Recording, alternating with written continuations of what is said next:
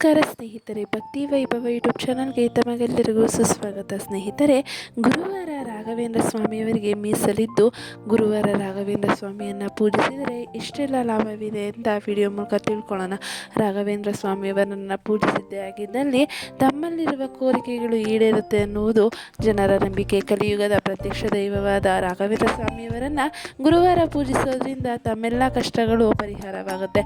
ಹಾಗಿದ್ರೆ ಏನು ಲಾಭ ಇದೆ ಗುರುವಾರ ರಾಘವೇಂದ್ರ ಸ್ವಾಮಿಯವರನ್ನು ಪೂಜಿಸಿದ್ರೆ ಅಂದರೆ ವಿಡಿಯೋ ಮೂಲಕ ತಿಳ್ಕೊಳ್ಳೋದಕ್ಕಿಂತ ಮುಂಚೆ ದಯವಿಟ್ಟು ಚಾನಲನ್ನು ಸಬ್ಸ್ಕ್ರೈಬ್ ಮಾಡ್ಕೊಳ್ಳಿ. ವಿಡಿಯೋ ಇಷ್ಟ ಆಯಿತು ಅಂದರೆ ವಿಡಿಯೋಗೆ ಲೈಕ್ ಮಾಡಿ, ಶೇರ್ ಮಾಡಿ, ಕಮೆಂಟ್ ಮಾಡಿ. ಕಮೆಂಟ್ ಬಾಕ್ಸ್ನಲ್ಲಿ ಓಂ ಶ್ರೀ ಗುರು ರಾಘವೇಂದ್ರ ಸ್ವಾಮಿಯೇ ನಮಃ ಎಂದು ಕಮೆಂಟ್ ಮಾಡಿ.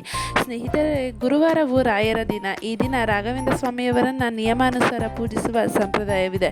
ಗುರುವಾರ ಆಗಿರಬಹುದು ಅಥವಾ ಇನ್ನಾವುದೇ ದಿನದಂದು ಆಗಿರಬಹುದು, ರಾಘವೇಂದ್ರ ಸ್ವಾಮಿಯನ್ನು ಪೂಜಿಸೋದ್ರಿಂದ ಪ್ರಯೋಜನ ಏನು ಅನ್ನೋದು ನೋಡೋಣ. ಈ ಕಾರಣಕ್ಕೆ ನೀವು ರಾಘವೇಂದ್ರ ಸ್ವಾಮಿಯವರನ್ನು ಪೂಜಿಸಲೇಬೇಕಾಗುತ್ತೆ. ರಾಯರ ಪೂಜೆ ಎಂದು ಕರೆಯಲ್ಪಡುವ ರಾಘವೇಂದ್ರ ಪೂಜೆಯು 16ನೇ ಶತಮಾನದ ಸಂತ ಮತ್ತು ಗುರುಗಳಾದ ಶ್ರೀ ರಾಘವೇಂದ್ರ ಸ್ವಾಮಿಗಳಿಗೆ ಸಮರ್ಪಿತವಾದ ಪೂಜ್ಯ ಆಚರಣೆಯಾಗಿದೆ. ಶ್ರೀ ರಾಘವೇಂದ್ರ ತೀರ್ಥ ಎಂದು ಕರೆಯಲ್ಪಡುವ ಗುರು ರಾಘವೇಂದ್ರ ಸ್ವಾಮಿಗಳು ದಕ್ಷಿಣ ಭಾರತದಲ್ಲಿ 17ನೇ ಶತಮಾನದಲ್ಲಿ ವಾಸಿಸುತ್ತಿದ್ದ ಹಿಂದೂ ಸಂತ ಮತ್ತು ತತ್ವಜ್ಞಾನಿಯಾಗಿದ್ದಾರೆ. ರಾಘವೇಂದ್ರ ಸ್ವಾಮಿಗಳು ಹಿಂದೂ ತತ್ವಶಾಸ್ತ್ರದ ಪ್ರಮುಖ ಶಾಲೆಗಳಲ್ಲಿ ಒಂದಾದ ಮಧ್ವಾಚಾರ್ಯರ ದ್ವೈತ ತತ್ವಶಾಸ್ತ್ರದ ಪ್ರತಿಪಾದಕರಾಗಿರ್ತಾರೆ. ರಾಘವೇಂದ್ರ ಸ್ವಾಮಿಯನ್ನು ಗುರುವಾರದ ದಿನದಂದು ಪೂಜಿಸುವ ಸಂಪ್ರದಾಯವಿದೆ. ಗುರುವಾರದ ದಿನದಂದು ರಾಘವೇಂದ್ರ ಸ್ವಾಮಿಯವರನ್ನು ಪೂಜಿಸುವುದರ ಪ್ರಯೋಜನ ಏನು ಅಂತ ನೋಡೋದಾದರೆ, ರಾಘವೇಂದ್ರ ಸ್ವಾಮಿಯ ಪೂಜೆ ಆಧ್ಯಾತ್ಮಿಕ ಪ್ರಯೋಜನಗಳು ನೋಡೋದಾದರೆ ಮಾರ್ಗದರ್ಶನ ಮತ್ತು ರಕ್ಷಣೆ. ಅಂದರೆ ಗುರುವಾರದ ದಿನದಂದು ನಾವು ರಾಘವೇಂದ್ರ ಸ್ವಾಮಿಯವರನ್ನು ಪೂಜಿಸೋದ್ರಿಂದ ಜೀವನಕ್ಕೆ ಮಾರ್ಗದರ್ಶನ, ರಕ್ಷಣೆ ಮತ್ತು ಆಧ್ಯಾತ್ಮಿಕ ಬೆಳವಣಿಗೆಯನ್ನು ಪಡೆದುಕೊಳ್ಳಬಹುದು ಅಂತಲೇ ಹೇಳ್ಬೋದು. ಗುರುವಾರ ನಾವು ಮಾಡುವ ರಾಯರ ಆರಾಧನೆಯು ನಮ್ಮ ಹಿಂದಿನ ಜನ್ಮದ ಪಾಪಕರ್ಮಗಳನ್ನು ನಾಶ ಮಾಡುತ್ತದೆ, ನಮ್ಮ ಸುತ್ತಮುತ್ತಲಿನ ನಕಾರಾತ್ಮಕ ಶಕ್ತಿಗಳಿಂದ ಮುಕ್ತಿಯನ್ನು ನೀಡುತ್ತೆ. ರಾಯರ ಪೂಜೆಯು ನಮಗೆ ಮಾನಸಿಕ ಶಾಂತಿಯನ್ನು, ನೆಮ್ಮದಿಯನ್ನು ಮತ್ತು ಮಾನಸಿಕ ಸ್ಪಷ್ಟತೆಯನ್ನು ಕರುಣಿಸುತ್ತೆ. ನೋಡಿದ್ರಲ್ಲ ಸ್ನೇಹಿತರೆ, ಇದಿಷ್ಟು ಒಂದು ಲಾಭ ಅಂತಲೇ ಹೇಳ್ಬೋದು. ಗುರುವಾರ ರಾಘವೇಂದ್ರ ಸ್ವಾಮಿಯವರನ್ನು ಪೂಜಿಸಿದ್ರೆ ಇಷ್ಟು ಲಾಭ ಸಿಗುತ್ತೆ.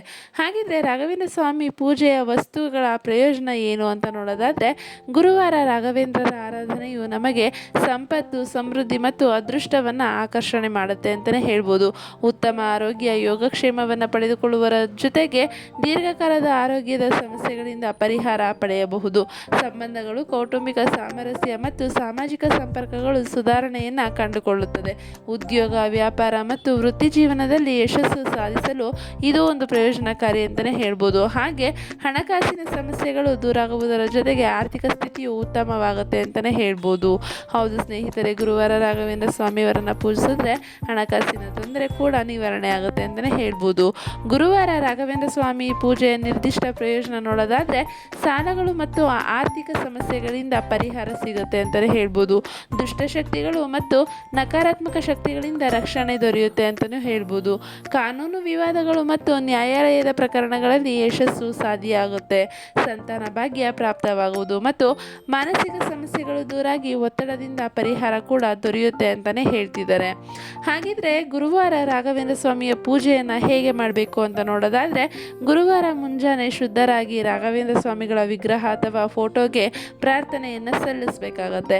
ಗಣಪತಿ ಪೂಜೆಯನ್ನು ಮಾಡಿ ಮತ್ತು ಶ್ರೀ ರಾಘವೇಂದ್ರ ಸ್ವಾಮಿಗಳ ಆಶೀರ್ವಾದವನ್ನು ಪಡೆದುಕೊಳ್ಳಬೇಕಾಗತ್ತೆ. ಹಣ್ಣುಗಳು, ಸಿಹಿ ತಿಂಡಿಗಳು ಮತ್ತು ತಾಂಬೂಲದಂತಹ ನೈವೇದ್ಯವನ್ನು ರಾಯರಿಗೆ ಅರ್ಪಣೆ ಮಾಡಬೇಕಾಗತ್ತೆ. ರಾಯರಿಗೆ ಆರತಿಯನ್ನು ಮಾಡಿ ಮತ್ತು ಶ್ರೀ ರಾಘವೇಂದ್ರ ಸ್ವಾಮಿಗಳ ಸ್ತೋತ್ರಗಳನ್ನು ಮತ್ತು ಮಂತ್ರವನ್ನು ಪಠಿಸಬೇಕಾಗತ್ತೆ. ಕೊನೆಯಲ್ಲಿ ರಾಘವೇಂದ್ರ ಸ್ವಾಮಿಯವರ ಪೂಜೆಯ ಕೊನೆಯಲ್ಲಿ ಅವರಿಗೆ ಅರ್ಪಿಸಿದ ನೈವೇದ್ಯವನ್ನು ಎಲ್ಲರಿಗೂ ಪ್ರಸಾದದ ರೂಪದಲ್ಲಿ ವಿತರಿಸಿ ನೀವು ಕೂಡ ತೆಗೆದುಕೊಳ್ಳಬೇಕಾಗತ್ತೆ. ಹಾಗಿದ್ರೆ ರಾಯರ ಪೂಜೆಗೆ ಪ್ರಮುಖ ದಿನಗಳು ಯಾವ್ಯಾವುದು ಅಂತ ನೋಡೋದಾದರೆ, ಗುರುವಾರ ರಾಘವೇಂದ್ರ ಸ್ವಾಮಿಗಳ ಪೂಜೆಗೆ ಗುರುವಾರದ ದಿನವು ಅತ್ಯಂತ ಪ್ರಶಸ್ತವಾದ ದಿನವೆಂದು ಪರಿಗಣಿಸಲಾಗುತ್ತದೆ. ಈ ದಿನ ರಾಯರ ಪೂಜೆಯು ಮಂಗಳಕರ ಫಲವನ್ನು ನಿಮಗೆ ನೀಡುತ್ತೆ ಅಂತಲೇ ಹೇಳ್ಬೋದು.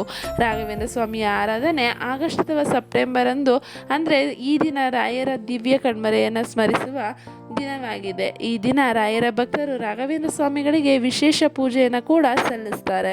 ಈ ದಿನ ರಾಯರ ಪ್ರತಿಯೊಂದು ಮಠ ಮತ್ತು ಸನ್ನಿಧಾನದಲ್ಲೂ ಅವರ ಪೂಜೆಯನ್ನು ಮಾಡಲಾಗುತ್ತದೆ. ನೋಡಿದ್ರಲ್ಲ ಸ್ನೇಹಿತರೆ, ರಾಘವೇಂದ್ರ ಸ್ವಾಮಿಯವರನ್ನು ಗುರುವಾರ ಪೂಜಿಸೋದ್ರಿಂದ ಇಷ್ಟೆಲ್ಲ ಲಾಭ ಇದೆ ಅಂತ. ಆರ್ಥಿಕ ಪರಿಸ್ಥಿತಿ ಸುಧಾರಣೆ ಆಗುತ್ತೆ, ನಮ್ಮ ಕಷ್ಟಗಳನ್ನೆಲ್ಲ ರಾಘವೇಂದ್ರ ಸ್ವಾಮಿಯವರು ಕಳೀತಾರೆ. ಹಾಗೆ ರಾಘವೇಂದ್ರ ಸ್ವಾಮಿಯವರಿಗೆ ಈ ರೀತಿ ಪೂಜೆಯನ್ನು ಮಾಡೋದು ನಮಗೆಲ್ಲರಿಗೂ ಒಳ್ಳೆಯದಾಗತ್ತೆ ಅಂತ ಹೇಳ್ಬೋದು. ಕುಟುಂಬದಲ್ಲಿ ಸೌಖ್ಯವಿರುತ್ತೆ. ರಾಘವೇಂದ್ರ ಸ್ವಾಮಿಯವರ ನಂಬಿದವರ ಜೀವನದಲ್ಲಿ ಕಷ್ಟ ಎಂದಿಗೂ ಬರೋಲ್ಲ ಅಂತ ವಿಡಿಯೋ ಮೂಲಕ ತಿಳಿಸ್ತಾ ಇದ್ದೀನಿ. ಸ್ನೇಹಿತರೆ, ಈ ಒಂದು ಮಾಹಿತಿ ನಿಮಗೆ ಇಷ್ಟ ಆಗಿದೆ ಅಂತ ಅನ್ಕೊತೀನಿ. ಇಷ್ಟ ಆಗಿದ್ದರೆ ವಿಡಿಯೋಗೆ ಲೈಕ್ ಮಾಡಿ, ಶೇರ್ ಮಾಡಿ, ಕಮೆಂಟ್ ಮಾಡಿ. ಕಮೆಂಟ್ ಬಾಕ್ಸ್ನಲ್ಲಿ ಓಂ ಶ್ರೀ ಗುರು ರಾಘವೇಂದ್ರಾಯ ಸ್ವಾಮಿಯೇ ನಮಃ ಎಂದು ಕಮೆಂಟ್ ಮಾಡಿ. ಸ್ನೇಹಿತರೆ, ವಿಡಿಯೋ ವೀಕ್ಷಿಸಿದ್ದಕ್ಕಾಗಿ ಧನ್ಯವಾದಗಳು.